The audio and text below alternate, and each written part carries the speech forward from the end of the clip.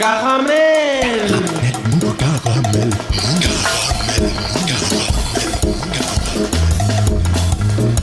Caramel. Caramel. Caramel.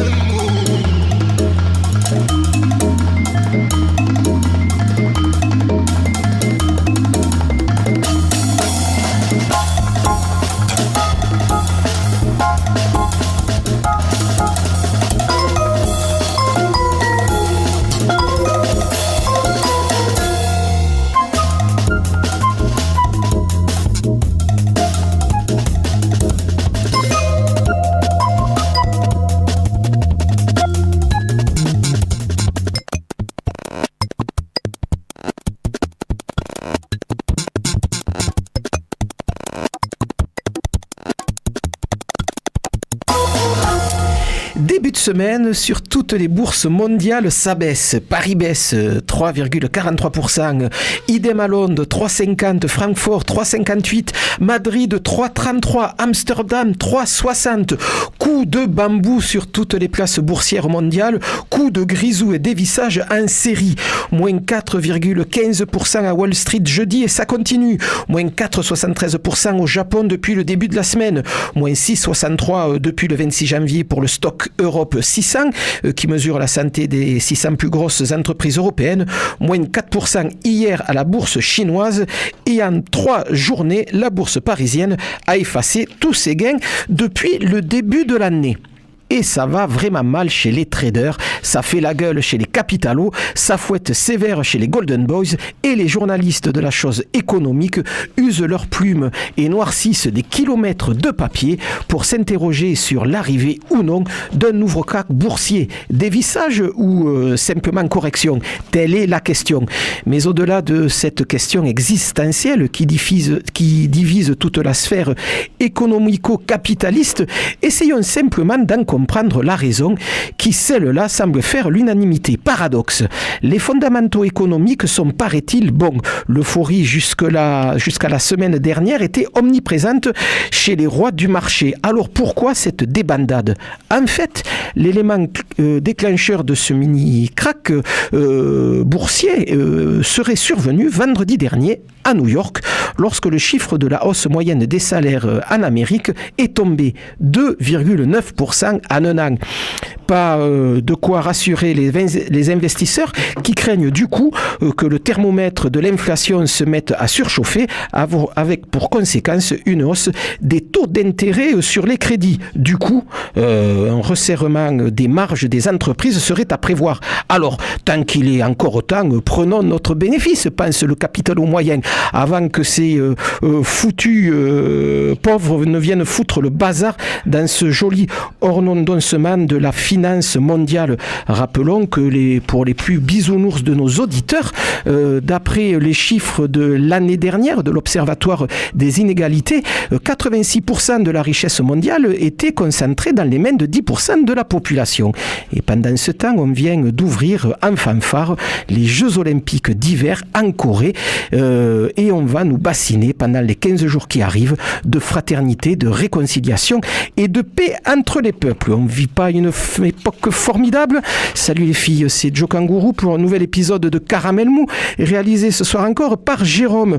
Plein de chroniqueurs ce soir dans Caramel Mou. Boris Georgelin sera là pour nous conseiller quelques bandes dessinées. Il sera même question de fourchettes, de faitout et de bonne bouffe, comme quoi la BD mène à tout. Lucas Lemoff nous entretiendra, lui, de l'air du temps, passablement frisqué ces derniers jours. Manu Muret viendra de son côté nous parler d'un disque, nous parler d'un concert ou bien nous parler des deux, allez savoir. Une chronique pour oreilles affûtées et amateurs de musique différentes. Et puis notre bon professeur Thibaut évoquera au téléphone, nous l'avons eu il y a 10 minutes, le festival Extrême Cinéma dédié aux films de genre, festival qui commencera ce soir et qui se poursuit jusqu'au 17 février prochain à la Cinémathèque. Mais on commence tout de suite par la nouveauté de la semaine. Inspiré d'un roman de l'écrivain belge Henri Beauchot, Diotine et les Lions, paru chez Actes Sud. Le nouvel album de la Malcoiffée raconte en occitan l'épopée d'une jeune fille descendante lointaine d'une horde de lions et qui se bat pour ne pas rester à la place réservée aux femmes de son clan. Usant de ses armes favorites, les voix et les percussions, les cantres-chanteuses de la Malcoiffée nous entraînent dans un combat de longue haleine entre pulsions sauvages et rythmes lancinants, voix cristallines et polyphonie sophistiquée, précision vocale et richesse harmonique. À noter que la Malcoiffée sera le 2 mars prochain à Lavore pour un concert dont le répertoire de ce nouvel album sera largement joué. On écoute tout de suite La Guerra Derniera, extrait donc du dernier album de la Malcoiffée et Los León. C'est Caramel Mou et c'est tant mieux.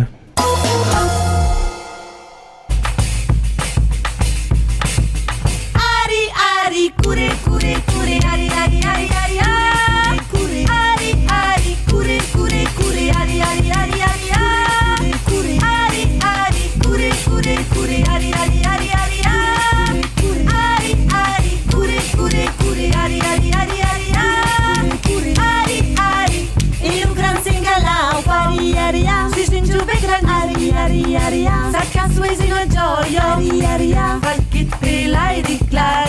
Fino dreit cum o jamais, lu falkit pelai clar. Fino dreit cum o jamais, ari ari ari ari ari ari ari ari ari ari ari ari Lubieninu, agacciola i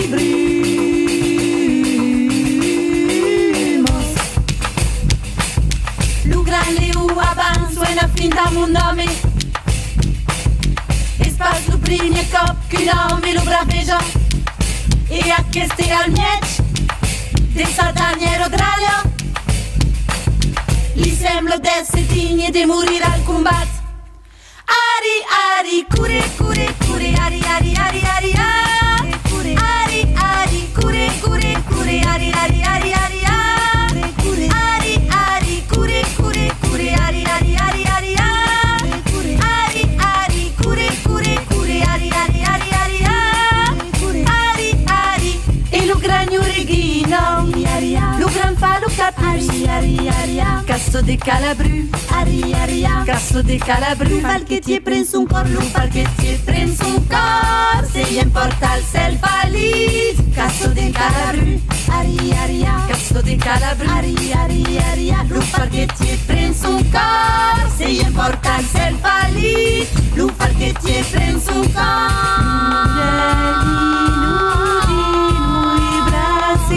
Lubieninu, Lubieninu, agacciola e brumos E luleu bumbis, sono ultime gilet L'espero a me sappi che ritrao Voilà, on passe tout de suite à la suite avec Boris Georgelin. Bonsoir. Bonsoir, vous allez excessivement bien, j'ai l'impression. On va dire que énervé d'une semaine plutôt agitée, et puis heureusement, on va passer une petite heure à se décontracter. Oui, un petit exutoire. On va bénéficier de certaines oraisons jaculatoires qui vont vous emmener tout en haut. Eh bien, très bien, commençons tout de suite. Le Seigneur. Non, j'ai envie qu'on parle de cette semaine qui m'a l'air d'avoir été délicate, si on en croit votre visage parcheminé et l'air un peu contré que vous affichez ce soir, alors qu'en général vous êtes espiègle comme un petit canard. Ouais. Je ne sais pas si les canards sont espiègles. Moi non plus, je ne connais pas intimement, mais bon. Qu'est-ce qui se passe, Joe Kangourou? Non, il n'y a plus de canapé ici, vous n'allez pas me faire le coup quelque chose qui vous de la gratte psychanalyse. Dans la poche marsupiale. Ah oui, ça doit être ça, je ne l'ai pas nettoyé. Bon, on se met à la BD ? Non, j'ai pas eu envie de... Lorsque vous m'avez appelé en début de semaine, j'étais dans une autre énergie. Ah. Et donc cet appel m'a fait plaisir, d'une part parce qu'on n'a pas souvent de vos nouvelles, donc c'était... En général, quand vous appelez, c'est pour demander un service. Je ne pouvais pas vous rendre parce que je n'ai plus les connexions que j'avais à l'époque. Je ne travaille plus aux renseignements généraux. Donc j'étais surpris, on m'a dit oui, il faudrait, d'abord vous avez louvoyé, en tournant un petit peu autour du pot, il faudrait peut-être que vous soyez à même d'être parmi nous ce vendredi pour un jour de communion autour de charcuterie bon marché, de vin blanc en nature. Alors évidemment, c'est la grande mode, nature, et puis quoi encore, hein, le vin sans soufre, on aura tout vu. J'ai dit oui, allez, venez au fait, parce que je suis un peu occupé, contrairement à vous qui avez une vie évidemment de semi-saltimbanque et de pré-retraité. Voilà, je manque de chroniqueurs, il faudrait venir, et il faudrait, étant donné le fait qu'on est en train de mettre en place des passerelles, que tu chroniques comme un chef de Benoît Peters et d'Aurélia Aurita chez Casterman Écriture. Je dis, bon, d'accord, pourquoi ? Eh bien, parce que si tout se passe bien, Perrine va venir faire une chronique gastronomique et nous allons nous répondre, les parfums, les couleurs et les sons se répondent. Et oui. Où est Perrine ? Elle n'a pas pu venir. Voilà, et donc tout seul, j'ai travaillé. C'est bien. Dans mon gueuloir, à l'instar de Léon Blois, j'ai préparé, j'ai noirci des pages que j'ai arrachées. Je n'étais toujours pas satisfait du résultat. Vous avez récité devant votre miroir de la salle de bain. Bien sûr, tout à fait. Quand un ciel bas et lourd pèse comme un couvercle, nanana, j'ai oublié la suite. Eh ben ouais, c'était il y a longtemps. J'ai dû travailler et je suis tout seul. Benoît Peters, Aurélia Aurita. Mais ça m'a fait plaisir. Vous m'avez remis le pied à l'étrier. J'étais perdu dans la finance, dans Excel et ce genre de choses sérieuses. Et puis là, c'était quelque part une fenêtre, une ouverture vers l'art, vers quelque chose de différent, quelque chose de gratuit.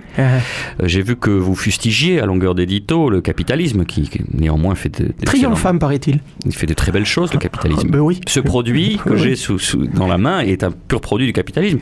Même si Casterman est une maison bientôt centenaire, peut-être même déjà centenaire. Ouais. Il a fallu des éditeurs, il a fallu des imprimeurs, il a fallu des gens qui se lèvent et qui travaillent. Voilà. Il y a une force de travail. On ne voit pas l'effort qu'elle a. Et il a fallu des investisseurs qui investissent. Oui. Et oui. On est dans une vision post-marxiste. Il ne faut pas m'interrompre. Alors, donc, qui est Benoît Peters ? Il a souvent travaillé avec François Scoyton. Voilà. Vous dites, moi je dis Squeaton, mais c'est le même. Hein, vous dites, c'est le même. Vous avez une prononciation très personnelle de certains mots. C'est vrai. C'est ce qui fait votre charme. Néanmoins, ordonnancement, vous l'avez repéré tout à l'heure. C'est un mix entre Orlando et renoncement. Voilà. Un orlandossement. Je renonce à Orlando, le frère de Dalida. J'arrive à l'écrire, j'arrive pas à le lire. Ordonnancement. Mais je peux comprendre. Moi, j'ai beaucoup de mal avec certains mots. Donc, voilà. Donc, il avait fait les cités obscures, la fièvre du Rubicon, les murailles de Samarie, c'est avec Scoyton qui dessine de façon virtuose. Donc on est dans la bande dessinée franco-belge de qualité. Je savais que Benoît Peters était un érudit. Je ne connaissais pas son parcours d'intellectuel et de cuisinier. Et je vous en sais gré finalement de m'avoir suggéré, parce que c'est pas une blague ce livre, parce qu'il est très intéressant. Aurélia Aurita, on s'en souvient, on l'avait interviewée il y a quelques années de cela. Un interview plutôt mémorable. Elle avait fait des choses avec Frédéric Boilet, donc à l'époque. Donc, il parlait du Japon, il parlait de... Non, c'était très intéressant, fraises et chocolat, ce genre de choses. Fraises et chocolat. Elle avait une vocation de pharmacienne contrariée, il me semble, parce que ses parents étaient assez traditionnels, et puis elle s'est lancée dans la BD, et le monde de la BD lui en s'est gré, parce qu'elle fait des choses très belles. Et là, on apprend effectivement que Benoît Peters, donc, fait Hippocagne, est un étudiant, et puis il va rentrer, comme on rentre en religion, en fascination pour la cuisine. Et donc ce que je ne savais pas effectivement, il va mener des recherches de thèse avec Roland Barthes. On est à l'époque de Roland Barthes, donc c'est quand même pas mal. C'est pas rien, il va devenir un élève favori de Roland Barthes. Favori au point qu'il a su qu'il était dans les j'aime pas de Roland Barthes. Il va essayer de composer tout un repas très sophistiqué autour de ce qu'aime le maître. Donc il va vraiment faire beaucoup d'efforts, alors qu'il est... vous parlez souvent de studio kitchenette ici, mais lui il a une kitchenette d'étudiant dans un Paris non pas fantasmé. Et puis il va récupérer l'appartement d'un copain pour recevoir justement son directeur de mémoire ou de thèse dans de bonnes conditions. Il va faire quelque chose de très sophistiqué. Donc le maître sera content, et puis il va croiser fortuitement un de ses amis d'Hippocagne quelques jours plus tard, qui va lui dire alors tu sais s'il a aimé, oui, mais il a trouvé ça un peu ascétique.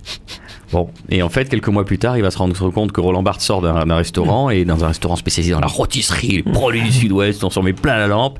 Et finalement, voilà, il fallait pas oublier que Roland Barthes était un homme du Sud-Ouest, Dixit Peters, c'est qu'il aimait finalement des nourritures terrestres un peu moins légères. Mais en tout cas, bon, même ce qui va si marquer, son écriture était assez dégraissée. Tout à fait, pas mal. Mais pas la cuisine. Évidemment que ça tourne autour de la révolution de la nouvelle cuisine, finalement, entre Guérard, entre Go et Millot, qui vont mettre en avant vend cette nouvelle cuisine.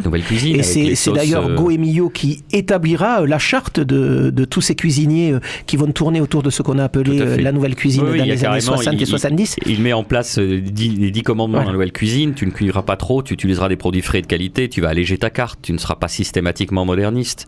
Tu rechercheras cependant ce que t'apportent les nouvelles techniques, tu éviteras marinade, faisandage, fermentation, tu élimineras les sauces riches, tu n'ignoreras pas la diététique, tu ne truqueras pas tes présentations et tu seras inventif. Donc finalement, et on s'aperçoit que Benoît Peeters, non content d'être un intellectuel, parce que pendant qu'il fait Hippocane, il va être édité. Son premier roman sera édité aux éditions de Minuit, qui est difficilement trouvable aujourd'hui, mais néanmoins, il a déjà un pied dans quelque chose d'autre. C'est d'ailleurs ce que va lui dire ce que va lui dire Roland Barthes. Vous êtes déjà de l'autre côté, donc on apprendra qu'il va abandonner sa thèse ou son mémoire et qu'il va après plusieurs expériences, donc il va quand même garder cette fascination pour la cuisine et toujours régaler ses amis. Il va se tourner. Le mémoire qu'il faisait avec Roland Barthes était consacré à Hergé, donc, ce qui est quand même assez surprenant à l'époque. Remettons dans le contexte, c'est pas finalement des grandes figures tutélaires qu'on respecte et tout ça, c'est juste des petits auteurs de petits Mickey. Mais il faut se rappeler aussi que Roland Barthes avait beaucoup travaillé sur ce qu'on appelle maintenant la culture populaire, la pop culture. Donc Hergé, c'était pas complètement à côté de la plaque. Absolument. S'il avait validé son sujet, c'est qu'il considérait que c'était légitime. La mort accidentelle de Roland Barthes, qui est renversé par un camion de blanchisserie, va faire que son nouveau directeur de thèse dit « Oulala, Tintin, oula, qu'est-ce que c'est ça ?» Donc là, il a compris, il va arrêter tout ça. Et c'est comme ça qu'il arrêta sa carrière universitaire. Voilà. Mais en revanche, on s'aperçoit que déjà, il rencontre Skuyten, qu'il a un ami qui l'initie à Métal Hurlant à l'époque, donc il va commencer à mettre un pied dans la BD, mais sans jamais vraiment lâcher la cuisine. Et on va le voir qu'il va avoir une amitié très vive avec un grand chef, un 2 étoiles en Belgique, qui va... Oui, parce que dans l'intervalle, il va être cuisinier à domicile, donc surtout chez les aristocrates et les grands bourgeois. Alors là, si vous êtes encore un féru de la lutte des classes, lisez ces pages, parce qu'il y a de quoi frémir, avoir un frisson tout le long de la colonne vertébrale. Et donc il va, dans une revue un peu confidentielle, il va consacrer un article à un chef qui s'appelle Slavinsky, qui a 31 ans, qui sort jamais de sa cuisine et qui est très exigeant. Son restaurant s'appelle Apicius. Il va avoir 2 étoiles Michelin. Il reçoit jamais personne, mais comme il a eu le loisir, le chef, de lire l'article qu'il a fait dans cette revue confidentielle, il le respecte et il commence un début d'amitié avec quelque chose d'important, même quelque chose d'assez fondamental dans son cheminement intellectuel. Le chef va mourir à 43 ans d'un cancer du pancréas, alors que vous lirez dans les pages de la BD que c'est vraiment typiquement tout ce que font aujourd'hui les chefs modernes. Et que pour que la boucle soit bouclée de cette grande quête de cette cuisine moderne, un autre ami va lui faire découvrir Ferran Adrià. Il n'a jamais réussi à pouvoir réserver donc à El Bulli, un restaurant catalan, donc la cuisine moléculaire. Voilà. Jamais réussi à réserver chez Adrià, mais un ami qui écrit un livre sur Adrià l'invite au dernier repas, parce qu'ensuite il ferme toutes les cuisines, Adrià, et il dit ça y est, là on est arrivé au bout d'une chose. Je repense à Vili Slavinsky, la révolution qu'il espérait s'est produite. On arrive à quelque chose. Et quand il décrit le repas chez El Bulli, c'est pas forcément moi ma tasse de thé en termes de cuisine, mais bon, on ne peut que s'incliner devant voilà, c'était il y a 6 ans, et la carte, il y a 50 plats. Et il explique les tenants de la cuisine moléculaire: des roseaux morito caipirinha, un gin fizz chaud froid, une flûte morito pomme, des olives sphérisées, donc Saint-Hippolyte verte, mais quand on les goûte, en fait, elles explosent en bouche, un ballon de gorgonzola et sa chips craquante à l'huile d'olive, des fleurs en nectar, évidemment, les classiques espagnols revisités, c'est un pan con tomate, c'est-à-dire dans un boc, sur un sorbet d'eau de tomate, une bouchée de pain à l'huile d'olive et qui tombe et qui va donner ce goût, les croquettes de poulet liquide qui défient les lois de la physique, des métissages asiatiques, le wonton de rose avec jambon et eau de melon, des empanadillas de nori, donc utilise des algues japonaises pour faire des empanadas. Et voilà, la boucle est bouclée, c'est gourmand. C'est un trait qui est très direct, presque journalistique, un petit peu dans une recension, voilà, comme une histoire qu'on raconte, mais c'est des belles années. On découvre ça, en tout cas, moi je découvre ça de Benoît Peeters, je le recommande. Ça s'appelle Comme un chef, chez Casterman Écriture, dessiné par Aurélia Oritas sur les souvenirs de Benoît Peeters. Voilà, culinaire de Benoît Peeters, avec quelque chose qui parcourt tout ce livre. Le dessin et les dessins sont noirs et blancs, sauf les plats qui là sont en couleur. Absolument. Voilà, et ça c'est une jolie idée. C'est une très bonne idée. Ouais. ça fonctionne très très bien. Vous l'avez lu donc aussi? Ah ben évidemment, mais moi je lis la BD, je n'en parle pas, je suis pas assez fort pour ça. Benoît Peters, Aurélia Orita, comme un chef chez Casterman, chaudement recommandé par la maison. Allez, si on a une minute rapidement, une deuxième petite... Une petite, mais alors une minute. Alors, très vite. Imbattable, c'est paru l'année dernière. Justice et légumes frais, le tome 1 de Pascal Jousselin chez Dupuis. Ça faisait longtemps que j'avais pas vu une bande dessinée aussi inventive. Imbattable, c'est des strips de 1 ou 2 pages en préparution chez Spirou. C'est un super-héros, donc il est masqué. C'est un super-héros, donc il a une cape. Mais c'est un super-héros du quotidien. C'est-à-dire que Jean-Pierre, le capitaine de gendarmerie, peut l'appeler, mais quand il dîne chez grand-mère, il dîne chez grand-mère. Mais c'est des trouvailles fabuleuses. C'est-à-dire que, vous savez que le pendant de BDistique de Loulipo, c'était Loubapo, l'ouvroir de BD potentiel, avec beaucoup de, notamment Étienne Lécroard qui faisait beaucoup de tentatives. Et ben là, ça marche. Là, ça fonctionne et c'est pas l'effort pour l'effort. Qu'est-ce qui se passe? Il est super fort comme super-héros parce qu'il peut intervenir entre les cases. Il sait ce qui va se passer à la page 8, donc il peut utiliser un outil de la page 8 et on comprend pas où il va venir pour intervenir à la case suivante. Je sais pas si je suis très clair. Toujours est-il qu'il y a des découpages dans certaines pages et il va croiser d'autres super-héros. Un qui peut saisir les objets de loin et les ramener, donc ils sont tout petits ou très grands. Un autre qui peut passer de l'autre côté de la page. Donc on joue en fait avec les phylactères. Il y a aussi une place, un boulodrome qui veut être rasé par le maire pour mettre dessus un affichage numérique, etc. Donc il y a un vieux monsieur qui se met en colère, et quand il se met en colère, ces phylactères, ces bulles prennent vie, elles poussent, elles piquent, elles attaquent, elles soulèvent. Donc voilà, il va falloir qu'Imbattable, mais Imbattable est imbattable puisqu'il a toujours de l'avance. Il n'a pas de notion d'espace et de temps. Il se déplace comme il veut. Donc l'auteur joue Monsieur Jousselin avec le cadre, c'est fantastique, vraiment très recommandable. Donc voilà, Imbattable, Justice et légumes frais, c'est qui a écrit ça? Oui, je l'ai dit à l'instant, mais visiblement vous êtes trop occupé. Eh ben oui. Pascal Jousselin. Le prochain tome sort en mars. Très bien. En avril, pardon. Ah ben, vous viendrez à ce moment-là nous en parler, mais j'espère que d'ici là, on se sera revus. Boris Georgelin, merci en tout cas de cette chronique culinaire. Un plaisir. Voilà. Plaisir Perrine, pour vous, plaisir dans mon cœur. Si tu nous écoutes, cette chronique était pour toi. Cœur avec les doigts.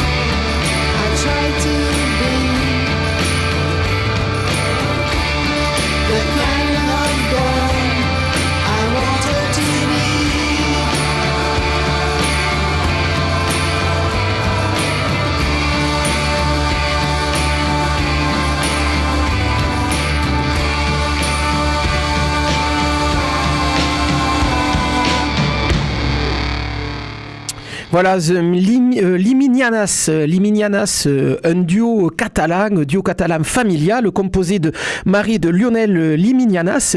Et pour cet album, Shadow People, album sorti il y a une petite quinzaine de jours, ils sont entourés de plein d'amis. Par exemple, on retrouve Anton Newcomb, Peter Hook, le bassiste de Joy Division, Pascal Comelade, Emmanuel Seigné, que l'on vient d'écouter dans ce morceau Shadow People, et puis également Bertrand Belin, qui a écrit un ou deux morceaux pour ce groupe The Liminianas, chaudement recommandé par la maison, un rock garage psychédélique absolument fabuleux avec plein d'instrumentaux, et c'est un vrai régal.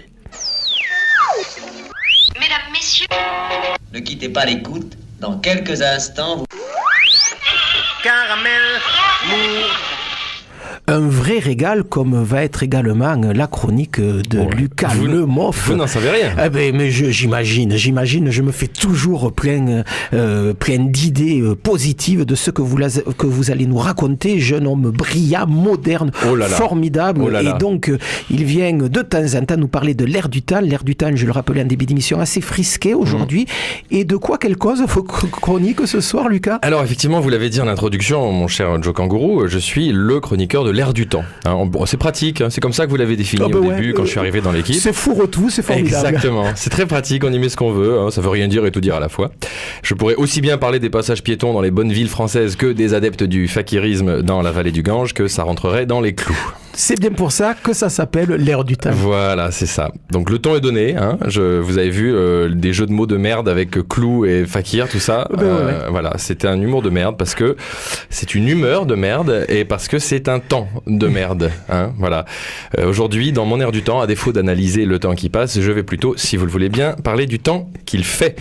Oui, la météo, tout à fait. On peut en parler 5 minutes. Ah mais ça va être original. Non mais vraiment en parler quoi, je veux dire, mais pas comme tous les matins depuis 2 mois avec la voisine de palier, juste pour éviter de parler du local à poubelle qui daube comme pas permis, ou des cadavres de bouteilles que les étudiants du 3e laissent joyeusement traîner dans le couloir au lieu d'aller les jeter où, devinez où, dans le local à poubelle, on est d'accord. Je veux dire en parler vraiment avec des météorologues, des spécialistes, des gens qui s'y connaissent vraiment, des gens qui viendraient à ce micro et qui répondraient à nos questions. Qu'est-ce qu'on risque à être aussi peu exposé au soleil depuis des mois? Est-ce que c'est normal de laisser les volets de sa chambre fermés de jour comme de nuit? Est-ce qu'on doit s'inquiéter si on reste en pyjama et dans son lit toute la journée en regardant en boucle The Hours, Dancer in the Dark et la liste de Schindler en se gavant de Nutella à moins 70%? Je vous connais, un psychanalyste plutôt compétent. C'est vrai? Non, mais c'est sûrement que j'en ai besoin. À part quelques trop rares jours d'ensoleillement timide, ça fait quand même 2 mois qu'on se paye un bon gros vieux temps de merde dans un sud-ouest où l'on pouvait jusque-là joyeusement quand même se targuer de vivre des hivers plutôt doux auprès de sa famille ou de ses amis qui, eux, vivent dans la moitié nord de la France. Ben ouais. Bon. Mais entre-temps, il y a eu de la neige. Bon, alors la neige, alors là, tout à coup, quand il y a de la neige, ça change. Ça change tout. Ça reste de la flotte, sous une forme qui n'est pas liquide, certes, mais qui reste de la flotte. Le ciel est bas, on se les gèle pareil, voire forcément un peu plus, mais c'est tout blanc et suffisamment rare dans l'année pour qu'on s'émerveille de sa présence. Et quand il y a de la neige en France, il y a 2 écoles. Il y a d'abord l'école des gens ravis, comme le cousin de Paris, tout émoustillé et tout fier pour une fois d'habiter dans le nord de la France, qui t'envoie ses photos de son balcon sous la neige, parce que Paris sous la neige, ça reste Paris sous la neige.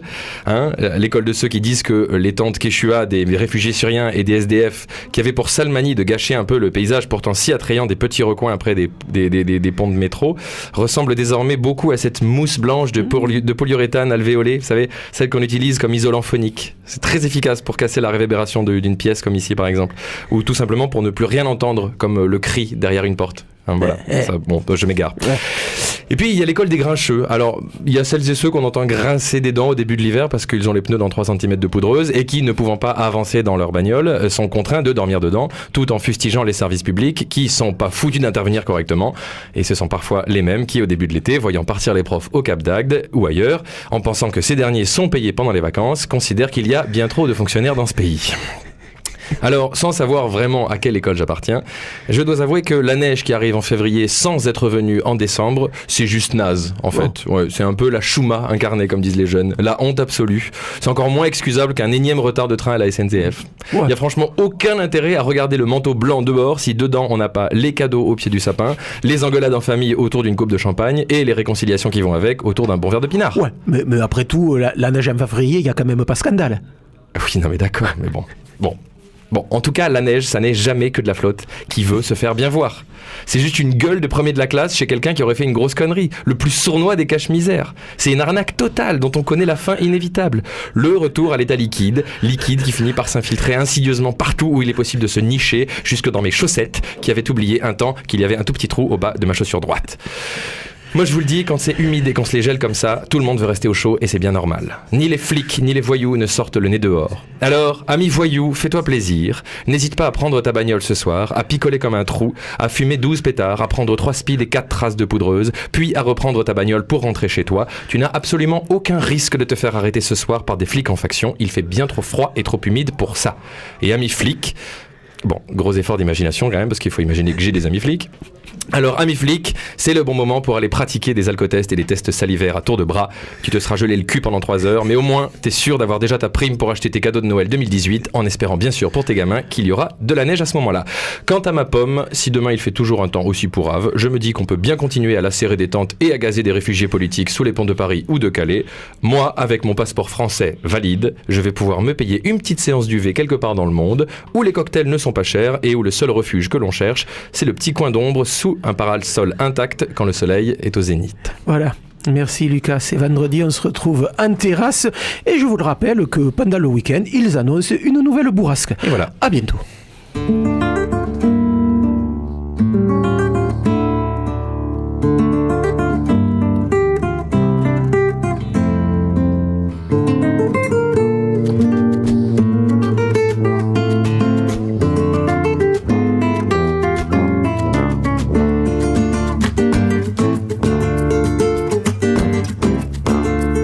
Y a veces la felicidad la tienes cerca de la mano. Si no la llegas a encontrar, la tenías como el oro en paño. Estaba tan bien escondida que fueron pasando los años, tejiendo el tiempo de la vida y descubriendo desengaños. No necesito dinero, el amor es mi riqueza, flor de tomillo y romero. Y el perfume que me deja, brillo de tus ojos negros, ilumina tu belleza cuando tu boquita me besa.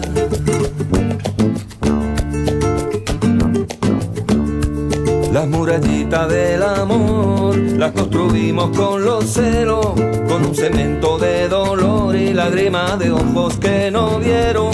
Siempre buscamos alrededor y nunca vemos que en el medio iba resaltando el amor, sirena de los marineros. No necesito dinero, el amor es mi riqueza, flor de tomillo y romero.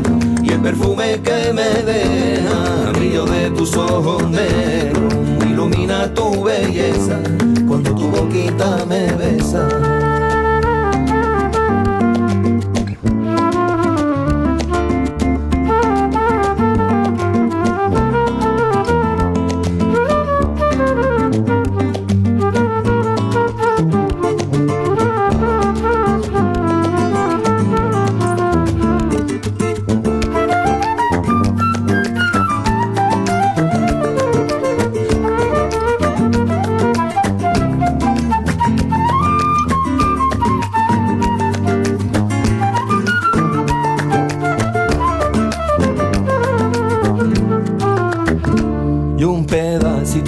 Cielo, y eso ni que te dé el río, y una mantita en el suelo para que te eches conmigo y disfrutar de aquel instante que la vida te ha ofrecido.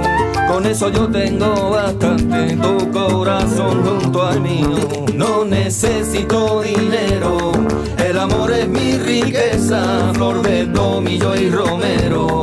Y el perfume que me deja, brillo de tus ojos negros, ilumina tu belleza cuando tu boquita me besa. Que no necesito dinero, el amor es mi riqueza, flor de tomillo y romero. Y el perfume que me deja, brillo de tus ojos negros, ilumina tu belleza cuando tu boquita me besa. Que no necesito dinero, el amor es mi riqueza, flor de tomillo y romero. Y el perfume que me deja, brillo de tus ojos negros, ilumina tu belleza belleza, cuando tu boquita me besa, ilumina tu belleza. Cuando tu boquita me besa. Premier album et nouvel album donc de Tres Vidas, le morceau No Necesito Dinero. Derrière ce trio, ce nouveau trio, on retrouve 3 musiciens toulousains plutôt bien connus de ce côté-ci de la Garonne. Le tubiste Laurent Guiton, le saxophoniste, flûtiste et chanteur Guillaume Lopez et le guitariste et chanteur Kiko Ruiz. Tous les 3 forment donc ce Tres Vidas, ce trio que l'on a pu voir assez régulièrement il y a 2 ans dans les petits lieux toulousains.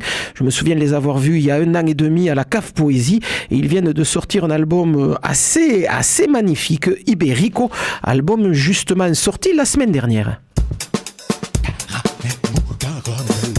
L'avantage avec le réchauffement de la planète, c'est que si l'avenir paraît plus dur, les carambars sont plus mous.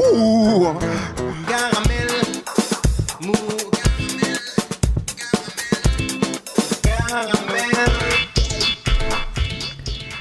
Manu Muret, bonsoir. Bonsoir.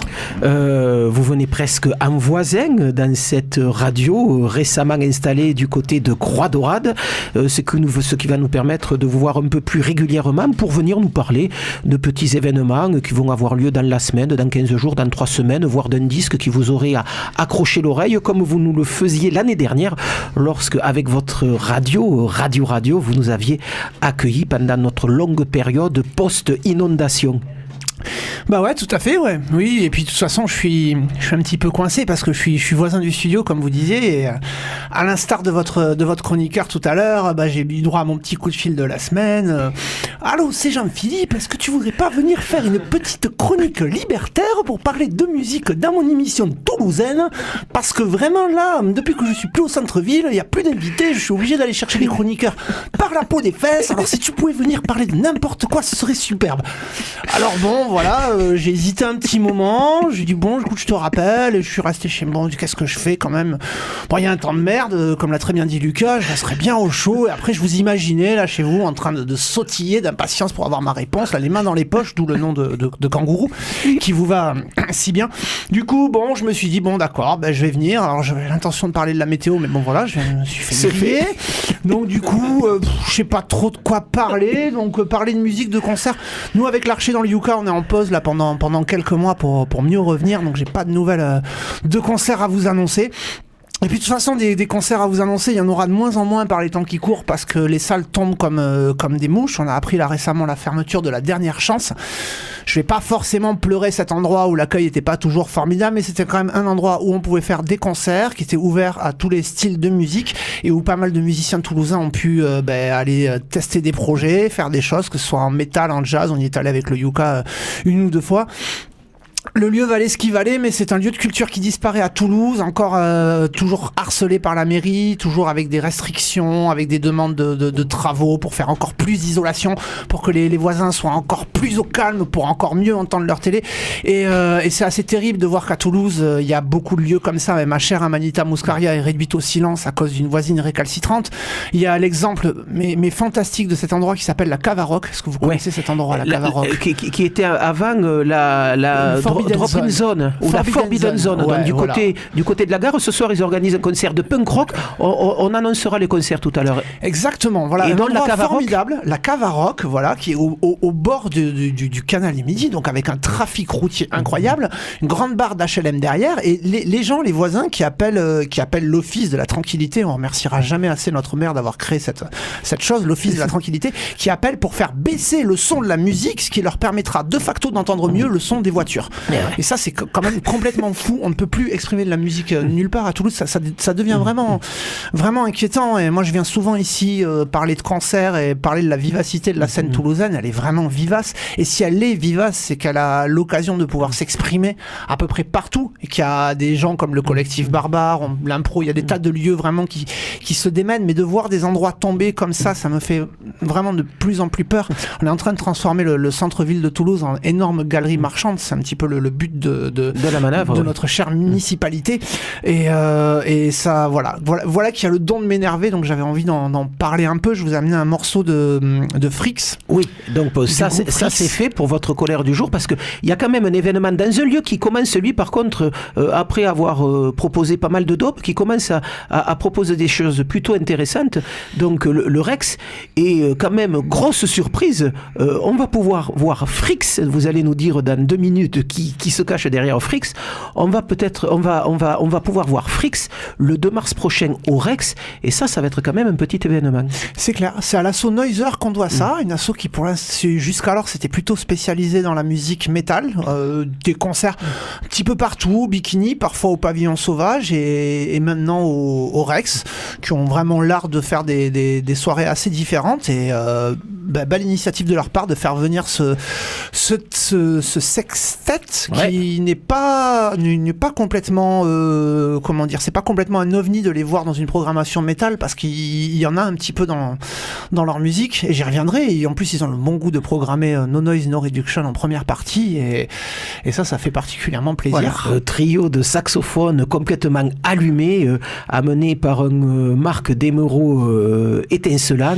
On y retrouve aussi Marc Mafiolo et puis Nastorg, Florian Nastorg au 3e sax, une machine énorme, alors une machine à bruit énorme. Et qu'on a eu l'occasion d'entendre en direct dans une de vos émissions, mon cher. Ouais, je pense que c'est peut-être ça qui a fait que les murs ont tremblé et qu'on a été inondés suite à ça. Les murs n'ont pas tenu. Ouais, ça avait été un son énorme dans le studio à ce moment-là. Eh ben, vous devriez agrandir celui-là, parce que par le train, par les temps qui courent et les salles qui tombent, bientôt les groupes de musique ne pourront plus expérimenter que pendant votre émission. il risque d'avoir peu de place. Nous allons faire jouer que des duos dans ce petit studio. Donc Frix, qui se cache derrière cette bande d'allumés? Frix, c'est avant tout le projet de Théo Secaldi, qui est un petit peu le musicien qui monte, et j'emploie pas ce terme pour rien, parce que c'est le prix qu'il a obtenu aux Victoires du Jazz là récemment, musicien qui monte. Théo Secaldi, qui est un violoniste orléanais, si je ne dis pas de bêtises. C'est tout à fait ça, orléanais, avec un collectif qu'il porte à bout de bras avec son frère Valentin Secaldi depuis des lustres, le Tri Collectif. C'est ça, et c'est quelqu'un qui a à la fois, d'abord une virtuosité assez exceptionnelle, c'est vraiment un très grand musicien, et puis c'est aussi quelqu'un qui a le goût du grand écart, et de vraiment proposer des propositions totalement dans des genres complètement différents. Il a des propositions autour du jazz manouche, avec le grand orchestre du Tricot, ils font de la chanson française. Oui, donc Lucienne Boyer, le répertoire autour de Lucienne Boyer, qui est absolument magnifique. Je l'ai vu dans des spectacles plutôt musique contemporaine, on l'a vu récemment aux côtés de Fantasio. Aux côtés d'In Love With à pas mal de reprises, là, pour une espèce de musique rythmique complètement tarée. Et là, on le retrouve avec une musique qui, moi, me ramène un peu du côté de Mr. Bungle, pour ceux qui connaissent, une espèce de zapcore complètement fou, où on n'est pas très loin de l'univers de John Zorn non plus. Naked City, un petit peu par moment. Donc comment qualifier ça? C'est une espèce de pop complètement taré qui part un peu dans tous les sens, qui est tenu de main de maître, parce que autour de Théo et de son frère Valentin au violoncelle, on retrouve Étienne Zemiak à la batterie, qui pour moi est le meilleur batteur de jazz de la scène française actuelle. Vraiment un monstre, le batteur d'Electric Vocuila notamment, et du collectif Capsule. Je vous invite vraiment à vous pencher sur ce musicien qui est vraiment exceptionnel. On retrouve, en parlant d'exception, le saxophoniste Quentin Biardio et le saxophoniste Benjamin Douce-Tessier, qui sont aussi vraiment des gros tueurs. Donc un casting de rêve. Je les avais vus en concert à Luz, j'avais pas été ultra convaincu, mais là l'album qui est sorti 8 mois après, on sent que ça a bossé, et vraiment les compositions ciselées au couteau, c'est vraiment un petit bijou, cet album Amanda Dakota. Je vous ai amené un extrait de cet album. Justement, je parlais tout à l'heure de cette ville qui était en train de mourir petit à petit, et de cette volonté d'en faire un espèce de centre d'une routine commerciale au centre-ville, notamment organisée autour de la gare. Le morceau que j'ai amené, les paroles sont assez criantes. Les paroles, c'est Chouchou, train-train, bienvenue dans ta boîte à sapin. Je trouvais que c'était de circonstance. Voilà. Donc Frix, si vous voyez l'affiche de Frix dans tous ces mecs arrivant dans comme une bande de motards avec des tenues absolument inimaginables, pleines de fourrures, de cuir, de bottes sur des motos énormes. Enfin, c'est vraiment une bande d'allumés. Frix, ça va être un moment important dans la saison toulousaine, le 2 mars. C'est dans 3 semaines, mais prenez les places pour ce concert. Vous risquez de ne pas le regretter. Frix, on écoute tout de suite ce morceau. Chouchou, il s'appelle. Extrait donc du dernier album Amanda Dakota de Frix.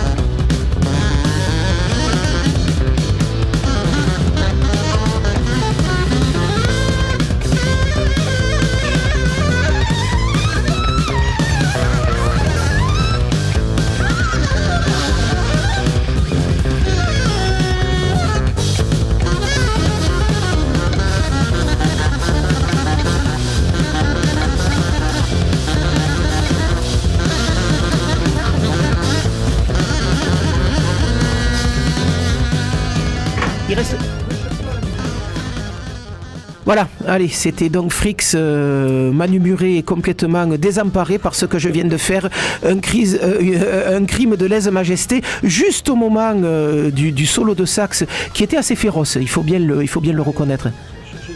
À l'antenne, on censure ma musique, on censure moi-même. Voilà. Alors bravo monsieur, quoi. Voilà. Ça valait le coup de m'inviter, de sortir de ma torpeur. Mais tout ça pourquoi ? Tout ça pour qu'on ait le temps d'entendre notre bon professeur Thibaut que l'on a eu. Juste pour tous ceux qui ont apprécié les quelques notes qu'ils ont entendues, dire que l'album il s'écoute gratuitement sur internet, Bandcamp, Frix, voilà. Allez en écouter la suite, c'est vraiment très bon. Ah ouais. Voilà.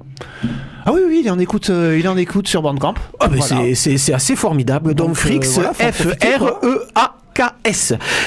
Donc le groupe de Théo Secaldi. Tout à l'heure, juste avant cette émission, nous avons joint au téléphone notre bon professeur Thibaut, qui pendant tout le week-end et pendant toute la semaine sera largement occupé par la nouvelle édition du festival Extrême Cinéma. Et évidemment, nous avons parlé avec lui de ce que l'on allait voir dans ce festival Extrême Cinéma, extraits et morceaux choisis de cet entretien enregistré il y a à peine une petite heure. Change pas une équipe qui gagne. Donc en fait ce soir on va voir, c'est le ciné-concert d'ouverture, voilà. Donc donc un film muet avec un groupe donc qui va alors j'allais dire jouer, c'est pas exactement le cas, c'est pas le bon terme. Le terme c'est plus accompagner, on va dire le film, et on va voir un film complètement incroyable et complètement méconnu qui s'appelle L'Invincible Spaventa. C'est un film de Max Obal, un film allemand qui date de 1928.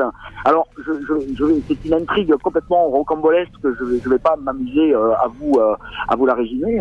La seule chose que je peux vous dire, c'est que par rapport à ce personnage donc de l'invincible Spaventa, qui est un espèce d'improbable croisement entre Arsène Lupin et Houdini, donc il va y arriver plein d'aventures, donc il doit se marier, il est poursuivi par la police, enfin c'est rempli de cascades complètement folles, et je dois dire que ce film nous a, quand on l'a vu en fait, nous a laissé un peu bouche bée.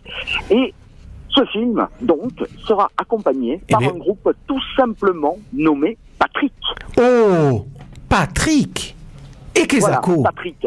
Eh ben alors Patrick, donc, c'est alors d'habitude c'est un duo, donc toulousain, batterie synthétiseur, et ce soir donc ils ont fait appel à un collègue à eux, supplémentaire, un dénommé Krag. Écoutez, je n'en sais pas plus, donc qui lui est venu de son Jura natal avec ses machines, et donc je pense qu'ils vont jouer fort et que nous nous amuserons bien dans la salle. Voilà, il est venu avec ses synthés et ses moon boots, puisqu'il a dû quand même franchir des kilomètres et des kilomètres de neige. Donc ça, c'est pour le ciné-concert de ce soir. Et moi, je vais dire que Extrême Cinéma, comme à l'accoutumée, c'est divers, c'est varié, il y en a pour tous les goûts.